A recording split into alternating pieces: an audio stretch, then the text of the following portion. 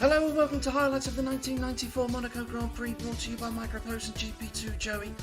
We're in the Millionaires playground of Monte Carlo this weekend for the fourth round of this dramatic season, where the tight and twisty streets around the Principality leave no room for error as drivers battle it out between the barriers of the 1.9-mile circuit. Following the unfortunate death of Simtek driver Roland Ratzenberger the previous day, Ayrton Senna was the winner last time out for Williams-Renault in a tragic San Marino Grand Prix that saw the late Austrian's countryman Gerhard Berger take an emotional second place for Ferrari, with Michael Schumacher coming in a distant third for Benetton. In the Drivers' Championship, Senna's first win of the year sees the Brazilian on top with 48 points, one ahead of Schumacher, with Williams teammate Damon Hill third and Benetton's other driver Heinz-Harald Frentzen fourth, whilst Joey Davis languishes down in seventh for Ferrari, 43 points off the lead. In the Constructors' standings, Williams on 86 points have regained the lead from Benetton, with Ligier Prost 59 points further back in third, and Ferrari 62 points off the lead in fourth, ahead of McLaren, Jordan, Minardi, Sauber, Brabham and Tyrrell. In news leading up to the race, the fallout from the tragic Imola Grand Prix continued, with the sports governing body, the FIA, confirming they would announce over the Monaco weekend a raft of regulation changes to improve driver safety and slow the cars from the Spanish Grand Prix onwards. A few days later, an emotional Senna led the other drivers, who all paid tribute to Ratzenberger by attending his funeral in Austria, and it was then confirmed that Michael Andretti would miss the race in Barcelona to compete in the Indianapolis 500 for Chip Ganassi Racing, as the American continues his quest to win the race. Then the next day, it was announced that after much public arguing, Davis and Ferrari had reached an amicable agreement for the Briton to join Andretti and compete at the Brickyard for Penske, thereby also missing the Spanish Grand Prix. Still reeling from the death of Ratzenberger, on the eve of this weekend's race, Simtek then confirmed Frenchman Jean-Marc Gounon would step in to partner rookie David Coulthard. With Friday being a rest day at Monaco, Thursday morning's 30-minute pre-qualifying session was deemed too short for this circuit and extended to 1 hour, but it was just as intense as the 12 drivers and 6 teams all tried to break through into the race weekend qualifying. With only 6 spots available, the pressure was on from the start, but in the end, it was the Andretti Chevrolet of rookie Gilles de Ferran and Michael Andretti who topped the timing screens, ahead of the Pacific of Mika Salo. Bertrand Gachot impressed once again in the Larousse in fourth, ahead of David Coulthard and his new teammate Gounon in the 2 Simteks. It all meant that Andretti, who had the fastest average time, would progress, joined by Pacific and Simtek, whilst their rivals unfortunately were forced to head home early, their race weekend already done. Thursday afternoon's first qualifying session was dramatic as drivers fought their cars over the Monte Carlo bumps, and it was Senna who went quickest early on after a strong lap in the Williams. As others continued to close the gap, Davis looked like he had turned the corner in the Ferrari, going 3/10 slower than Senna, who continued to hold top spot. That was until 10 minutes from the end, when Schumacher blitzed his time in the Benetton, with the German going on to claim the provisional pole by over 0.2 of a second. Alesi wound up third after a decent showing ahead of Hakkinen, Frentzen, Davis, Hill and Herbert, and the 2 Saubers of Vendinger and Leto in 9th and 10th. Afterwards, an irate Senna publicly accused Benetton of blatant cheating, claiming they were evidently using the banned traction control system, with the team immediately refuting the claim that Senna was not as fast around Monaco as Schumacher. In a bid to calm the storm, FIA race director Charlie Whiting offered to inspect the Benetton electronics during Friday's rest day. Sensationally, the team then rejected the offer, citing that if their cars are to be inspected, then they should be done so by the FIA in an official capacity post this weekend. Friday's rest day saw FIA President Max Mosley confirm that to strip the cars of roughly 15% downforce from the next race in Spain, all cars will have a mandatory smaller diffuser, raised front wing end plates and smaller overall front wing size, with more changes set to be introduced from the German Grand Prix in July. Senna then welcomed the changes and praised the efforts of the president to work with the GPDA. Then came the surprising news that retirement-bound Prost would entertain the idea of bringing Nigel Mansell sensationally back to the sport in 1995 and taking his seat.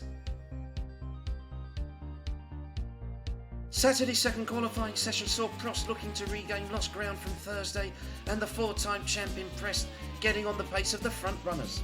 It all looked as though the battle was set between Schumacher and Senna until 20 minutes into the session when out of nowhere Davis smashed the best from his rivals to be the only one to break into the 1 minute 9 seconds bracket, and this remained unchallenged, thus seeing the Briton claim an incredible first pole of the year by almost half a second from Schumacher, with Senna 7/10 further back in third. Afterwards, Davis admitted he was pleased with the pole, but that his focus was on winning the race come 2 p.m. on Sunday. Whilst praising Davis's lap, Schumacher said he wasn't concerned about the gap to the Ferrari, whilst Senna admitted delight at seeing his good friend take the pole after his superb performance. Later in the afternoon came the news that after asking for an official inspection from the FIA, Benetton had then been summoned to their headquarters in Paris the following week, which the team were very angry at, declaring again that they were innocent of any suspicion.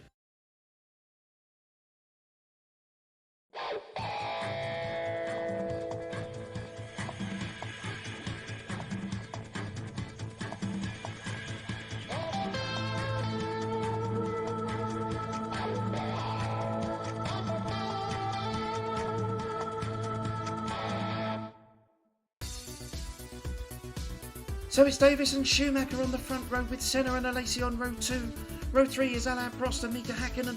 Row 4 is Hightower Frentzen and Damon Hill. Row 5 is Johnny Herbert and Carl Vendinger. Row 6 is JJ Leto and Martin Brundle. Row 7 is the two Jordans of Eddie Irvine and Rubens Barrichello. Row 8 is Olivier Panis and Gerhard Berger. Row 9 is Gilles de Ferran and Jos Verstappen.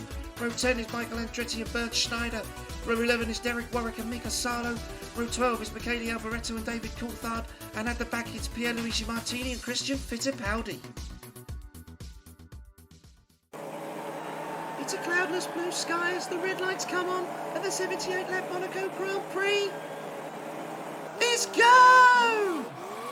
Davis stutters along from the pole position and Schumacher takes the lead into Saint-Devote and Senna goes past the Ferrari around the outside at Saint-Devote.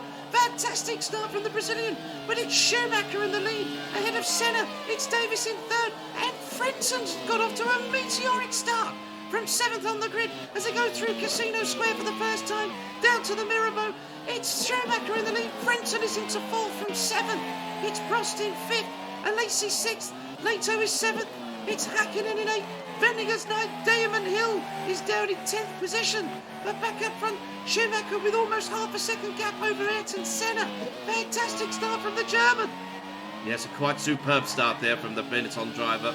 Once again utilising the starting actions of his car, which are still very much under scrutiny as we focus in on Davis now trying to chase down the Williams of Senna in front as they go through the chicane there for the first time and up to the left-hander. Schumacher's already gone through and the Williams has got the Ferrari all over the gearbox there. In the rear view mirrors there, Senna will be absolutely full of Davis as they come through in towards the Rascas for the first time. Schumacher's already going through as Davis locks up a tyre and again desperately trying to push the Ferrari for all that he's worth as he goes through the final corner now, and again more tyre smoke from the Ferrari. Across the line they come for the first time, and Schumacher, he's got a 1.1 second lead over Senna, with Davis still unable to get past the Williams. But who's going to be 1 stopping, who's going to be 2 stopping, and who's going to be 3 stopping as Davis looks to go through at the Massenet. He goes through on the inside and they touch and they bang again, and a 3rd time.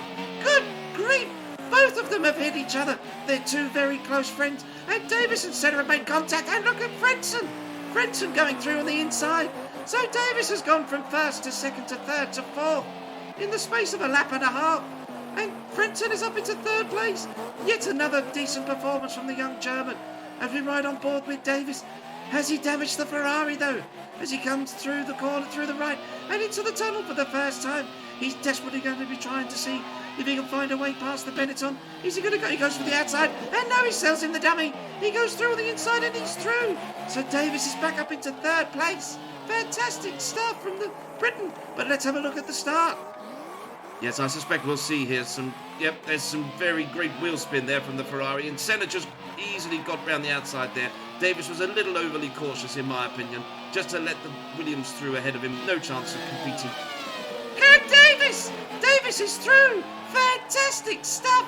Look at that pass into Saint-Devote for the 2nd time, the 3rd time. He just launched his Ferrari underneath the Williams of Senna, and he's through. But look at the gap up front. It's Schumacher 4.1 seconds to the good over the Ferrari, with Senna now in third position.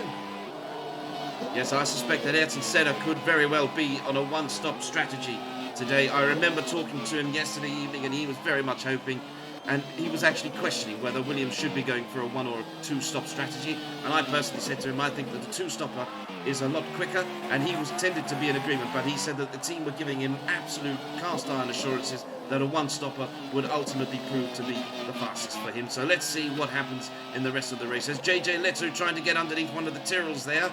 That's Johnny Herbert, I think that was Herbert. So I'm not sure what's happened there to JJ Leto, but he was originally in the top 10, and he is now 26th. So obviously some sort of a problem. And here he comes now. So you can see there's an electrical failure there in the Sauber. And yet again for the Sauber team, there is more reliability woes as JJ Leto has to come into the pits to fix yet another problem, and he's stationary for 9 seconds. But he's dropped down the field as we ride back on board with Davis, and he almost loses the Ferrari.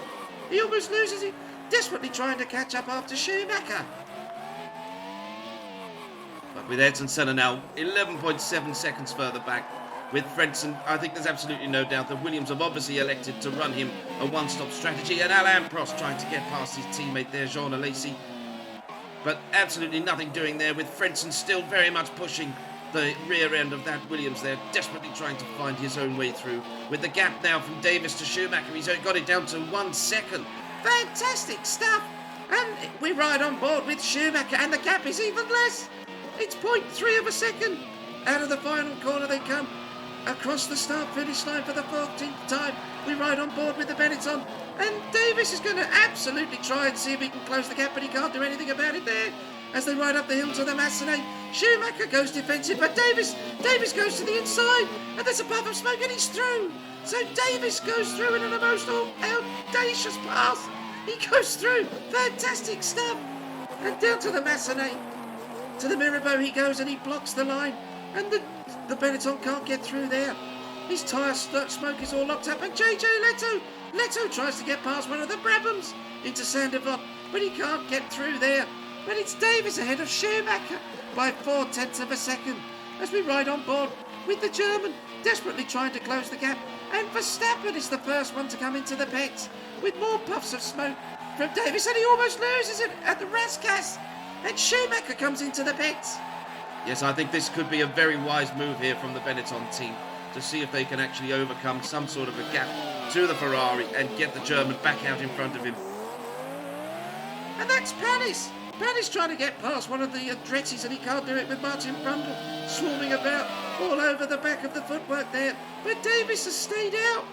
And the gap to Senna is 19.7 seconds. Why on earth haven't Ferrari called Davis into the pits? And Prost is trying to find a way past Frentzen, who's also stopped. So Prost and Frentzen have stopped. But still Davis remains out, and I can't help but feel that that's a mistake. As Alboreto comes in, and Schumacher is stuck behind Senna. He's desperately trying to close the gap to Davis as Vendiger goes past. Vendiger, he's past Barrichello for 9th position. Fantastic stuff. There's action all the way through. This Monaco Grand Prix, which we feared was going to be a processional race, is anything but, as we ride on board with Schumacher again, and he's desperately going to try and see if he can sling it up the inside of Senna. No, but he can't do it there. Senna's too wily an old fox there. Senna blocking the way in the Williams beautifully as Davis finally comes into the pits some 3 or 4 laps after the German. And is that going to cost Davis the race position? Or is Schumacher going to be able to find his own way past Ayrton Senna, because Davis is into the pits?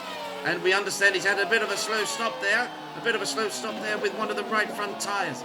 But we wait to see where Schumacher is going to emerge behind Ayrton Senna. Is Ayrton Senna now going to reclaim the lead? He does. And Davis, you could just see him emerge from the pit lane in the background there. Fantastic drama. Is Schumacher going to be able to try and make the pass on Ayrton Senna as Davis did to him into the Massenet? Absolutely not. He can't. No. Senna just blocks the way. But is Davis going to be able to close the gap? It's 3.6 seconds. He's behind Schumacher with Häkkinen up into 4th. And Schumacher takes the lead from Senna in an audacious move into the chicane. He obviously got a lot of traction on the Williams out of the right-hander into the tunnel, and he gained enough speed with the slipstream, and he's through, so Schumacher takes the lead. As Eddie Irvine's trying to desperately keep one of the Saubers back. Yes, that's Carl Vendinger, so Irvine loses position there to Carl Vendinger, with Damon Hill further back in 10th position in what has been a pretty underwhelming performance this weekend from the Briton, from Damon Hill. He really hasn't performed very well this weekend, and he seems to be going absolutely nowhere fast. But elsewhere, Davis is desperately trying to close up the gap on Schumacher, because unseen by us, he too has now passed Ayrton Senna. I'm not sure what the TV director has been doing, but we've missed the pass. Davis has completely overtaken Ayrton Senna, and he is now behind Schumacher, and the gap is 3.1 seconds. But look at this, Schumacher's coming up to two back markers who appear to be squabbling over position. Yes, and this isn't going to be very good for the young German, because this is going to give Davis the opportunity to close the gap. And the gap has come down from 3.1 to 1.9 seconds, and Davis just about manages to squeeze past the Minardi there, and he too is now going to be chasing after Fittipaldi's arrows, and he also has to try and get past Mika Salo in the Pacific. As Davis, he looks to try and go through on the inside. Has he managed to get through there? No, he still hasn't. As we ride on board with the Englishman chasing through, and he's gone past the footwork, but Schumacher now is up the road, and I'm pretty sure the gap is going to be back to over 3 seconds, and it's 2.2 as Salo moves out of the way there, and Davis goes through. But Damon Hill is up into 9th position because Irvine has dropped back further, and it's Carl Vendinger in 8th. It's Alain Prost has now gone up into 6th position with Hakkinen in 7th. Frentzen is 5th, with Jean Alesi in 4th, Senna in 3rd. And Davis is half a second behind Michael Schumacher now, so Davis is clambering all over the back of the Benetton. Where are they? There they are. And Davis is through the Massenet.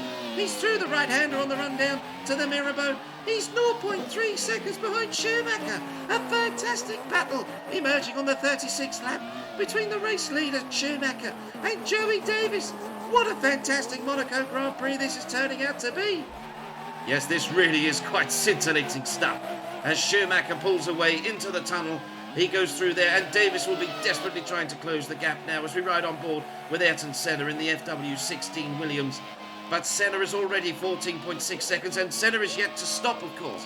So let's not forget about that. The two up ahead of him have already made one pit stop, but Senna's Williams team have obviously elected for him and for Damon Hill to only stop once this weekend, and I cannot help but feel that that is seriously going to hamper any opportunity that they have of winning this Grand Prix, as Gerhard Berger looks to try and get past one of the Andretti's there.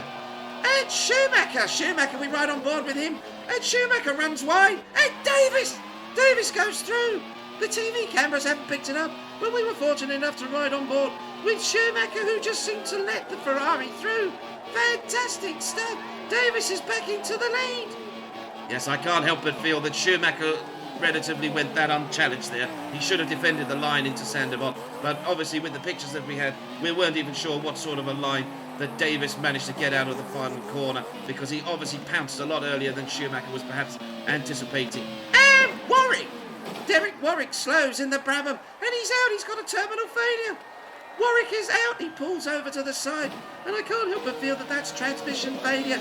As Davis is back behind Schumacher. So the race director has missed it as Senna comes into the pits, but Schumacher has retaken the lead. This really is quite frustrating stuff here from the TV directors. We really do want to be seeing all the battles up and down and the retirements, but we would also very much like to see the passes for the lead. Mr. TV Director, please. Schumacher is now in the lead, and he's almost 1 second ahead of Davis, with Jean Alesi, who we ride on board with, in 3rd position. And Davis, he's closed the gap. He's swarming about all over the back of the Benetton, and he's going to try and go around the outside. Schumacher defends the inside. Into the Massenet, he's through. And Davis makes the lunge, and he's through. They almost bang wheels. They almost collide, but Davis just sent it up the inside, and he goes through, but Schumacher pounces. Good grief, he goes through. My goodness, is Schumacher back into the lead. This really is sensational stuff. Real gladiator-style battles going on. Davis lunging it up the inside. Schumacher fighting back and passing into the station hairpin, into the Lowe's hairpin, and reclaiming the lead. Fantastic racing. What a Monaco Grand Prix this is turning out to be. This is absolutely sensational. Davis has got to see, has he burnt his tyres? He desperately has to try and close up the gap to Schumacher. It's already out to 1 second. As they come through the swimming pool, they're through the left, they're through the right. Now they're through the right and through the left. But it's Davis as Berger comes into the pits. Davis is desperately trying to push the Benetton for all it's worth. And Schumacher comes into the pits. So Schumacher is in to make his second stop. And what will no doubt be his final stop. And Davis now, he's got a clear track ahead of him. And he really has to get the pedal to the metal and try and see if he can get past the footwork of Olivier Panis up in front of him and try and build up some sort of a lead from Schumacher as one of the Minardis retires. That's Alboreto out. Alboreto out near the tunnel. He's out of the Grand Prix. And Davis is desperately going to try and close the gap. And Fittipaldi in the footwork. Yes, that's quite unfortunate because Christian Fittipaldi has performed gallantly today. He really has, but it's yet another failure in the footwork arrows. An unfortunate moment for him as he retires. But let's have a look at what the gap is up the front. It's Davis, he's 15.9 seconds, so Schumacher has been clawing the gap back as Davis comes into the pits. And then once again, I cannot help but feel that Ferrari have left him out too late. And Davis pulls into the pits, but where is Schumacher? There he is. So Schumacher is into the Rascasse. As Davis has got his tyres fitted, it seems like it's been a fairly decent stop. But is he going to emerge in the lead? You can see Davis is being lowered off the jacks. And Schumacher is across the line. And he is going to retake the lead. But what is the gap going to be? He's up the hill towards the Massey. Where's the Ferrari? We're still waiting to see him come out. I fear the gap is showing us 6.2 seconds. But I think it's going to be even much as close as 8 seconds. And it is as we watch Vendinger. The gap to Davis, it's 7.2 seconds. But who is going to win this Grand Prix with only 23 laps to go? Davis has now got to see if he can close up the gap to Schumacher. But don't forget, he's going to have more fresh rubber. And Irvine in the Jordan. Yes, Eddie Irvine pulling over there with smoke billowing out of the back as we see Davis now trying to negotiate his way around the Andretti of Gilles de Ferran, and he goes through. So Davis locking up tyres. He's going absolutely flat chat in that Ferrari to try and close the gap now to Schumacher. And it's 3.7 seconds as we see Heinz-Harald Frentzen now on lap 60 going through. A decent performance from him. He's only 2 seconds ahead of Jean Alesi in fourth, but Frentzen looks as though he's got the match of the young Sicilian, with Schumacher still only half a second in the lead now. Schumacher, he's obviously made some sort of a mistake somewhere because Davis is right with him. And Davis is only half a second behind, and look at this, that's Davis, and that's Schumacher for the lead with one of the McLarens. That's Häkkinen in front. Häkkinen. No, that's Martin Brundle in the way. So Martin Brundle, the back marker now. This could be an absolutely pivotal moment as they come across the line for the 65th time. And Schumacher's got to desperately try and see if he can get away past the McLaren as we ride on board with Davis as he hounds around the back of the Benetton. He's going to try and do something. It's a Massey. He blocks him in. He blocks Schumacher in behind the McLaren and he forces him wide and he's through. So Davis makes yet another fantastic pass where Schumacher did not expect it. And Davis is into the lead again. But can he hold it this time? He's got to try and see if he can keep it. And Schumacher goes through. And Schumacher bounces once more. And he's now back ahead of Davis. Yes, I think I'll just let Murray catch his breath there because that was quite fantastic from these two. Yet again, how they didn't clash. But Davis is going to see if he can go on the attack into the chicane. He's going to give it all he's got and he goes through. So Davis retakes the lead from Schumacher. Fantastic stuff. But what's Schumacher going to be able to do now? He's half a second further back. Is Davis going to pull away or has he completely ruined his tyres with only 12 and a half laps to go? It's Davis ahead of Schumacher. As we ride on board now with Heinz-Harald Frentzen, and he's extended the gap over Jean Alesi to 4 seconds. With Prost in 5th, it's Häkkinen 6th, but look at the two Williamses of Häkkinen and Senna. Yes, I think you'll find that Mika Häkkinen actually drives for McLaren there, so it's actually the Williams of Hill and the Williams of Ayrton Senna, who is in 7th position with Damon Hill in 8th and Carl Vendinger performing gallantly in the Sauber in 9th position with Olivier Panis in 10th place. But back up front, it's Davis ahead of Schumacher as we see Jos Verstappen in the sole remaining Brabham car desperately trying to get through into 17th position there. But back up front is where we want the action. We want to see the TV cameras on the race leaders, and Davis almost... I'm pretty sure that I just saw a flash of Schumacher retaking the lead from Joey Davis there, who locks up once again, and Schumacher goes through there, but We're hearing that Davis did actually lose the lead to Schumacher on the exit of the final corner before the tunnel, but Davis got the power down and he managed to get through on the inside just before they came into view there. So Joey Davis takes the lead again ahead of Michael Schumacher with only 4 laps to go. This is absolutely scintillating stuff, and this is the final lap. I think this is the penultimate lap as Davis looks to defend on the inside there from Michael Schumacher. His tyres are totally gone. Davis is totally gone, but he's definitely going to be trying to keep Michael Schumacher behind him for all that he can. He will definitely be trying to keep his Ferrari, make it as wide as he possibly can. And Schumacher with the amount of power that he can get out of the Benetton when he's out of slow speed there. And Davis goes to block the inside. And what's going to happen to Schumacher? Going to go around the outside? He can't do it. Davis just brilliantly blocks the inside and makes his Ferrari wide enough so that Schumacher cannot get through. But he's got to be able to see if he can keep the German behind him. As we lose the pictures, Mr. TV Director, and we're back again. This is absolutely dramatic stuff now, as we're getting ready to start the final lap. Can Joey Davis do anything to keep Michael Schumacher behind him, with the McLaren lurking in the background and the other Ferrari of Gerhard Berger in the background, as well as Davis looks to go defensive into Sandoval? But is he going to be able to do anything, Michael Schumacher, to get through there? No, he can't. So maybe he'll be able to get a run on the Ferrari up the hill the final time into the Massey. But Davis is going to be fighting all that he's worth to keep that Benetton behind him. But can Davis, even Joey Davis, keep Michael Schumacher behind him on the run down to the Massey? No, he can't do it there. Into the Mircoprose, they go through. It's Davis ahead of Schumacher. Into the Lowe's hairpin for the final time. Schumacher, who's already made passes on the Ferrari, but he can't get through there. Through the right, and then they come up to the right-hander again. Into the tunnel they come for the 78, and last time a Schumacher. The traction on the Benetton is absolutely stunning, but Davis goes defensive into the chicane again. Schumacher's desperately trying to find a way through into the chicane. He fights all he's worth, but he can't do it. And Davis puts his Ferrari in the middle of the road. He's just got the last half a lap to go through the right, through the left. They come through now, and Schumacher in the Benetton is desperately trying to get through. But as they come up to the Rascats for the final time, there's no way through there. Davis has got him covered. Davis has just got the right and the left to go through. And Davis just has to power out of the final corner. You can see the checker flag in the distance, and Joey Davis crosses the line to win the Monaco Grand Prix in terrific style for the 3rd successive year after a fantastic Grand Prix. So it's a 3rd consecutive win for Davis around the Principality, and perhaps his hardest fought after a quite fantastic race-long battle with Schumacher, where strategy once again played a key role, and the 0.3 of a second gap between the Ferrari and Benetton cars at the end made for an enthralling spectacle.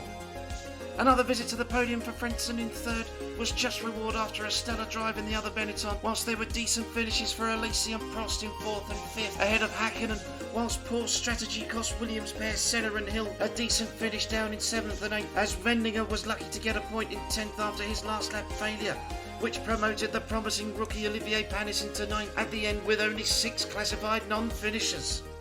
Fastest lap in the race went to Davis, and with it another bonus point to go with his pole, and on the podium the Briton happily collected the trophy from the royal family and sprayed the champagne to celebrate his first win of the year. Schumacher admitted he was happy with the battle he had with the victor, reminding everyone that he was now leading the championship, whilst Frentzen again was content with another haul of points for his 3rd place.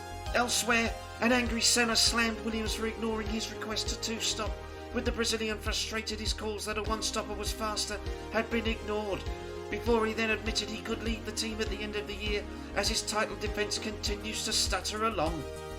It all resulted in McLaren boss Ron Dennis admitting he would be upping the ante in his attempts to lure Senna back to the team for 1995, and it emerged later that Davis was now reconsidering his Indy 500 cameo and forfeiting potential points gained in the Spanish Grand Prix as he tries to get back into the championship fight.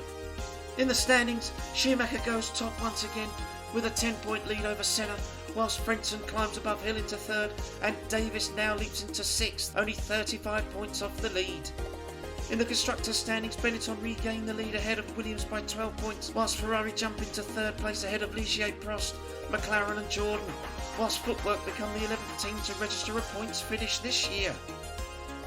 Elsewhere, Andretti will no longer need to pre-qualify at the expense of Minardi, who unfortunately are relegated and will be required to participate in the next 4 Friday morning 30-minute sessions. Next up, we head to Barcelona, where the first stage of the new car regulations designed to slow the cars will come into effect. But will Monaco winner Davis even participate, or will he fulfill his obligation to race the Indy 500 instead? Can Senna fight back from disappointment this weekend, or will we see our 5th different winner in as many races?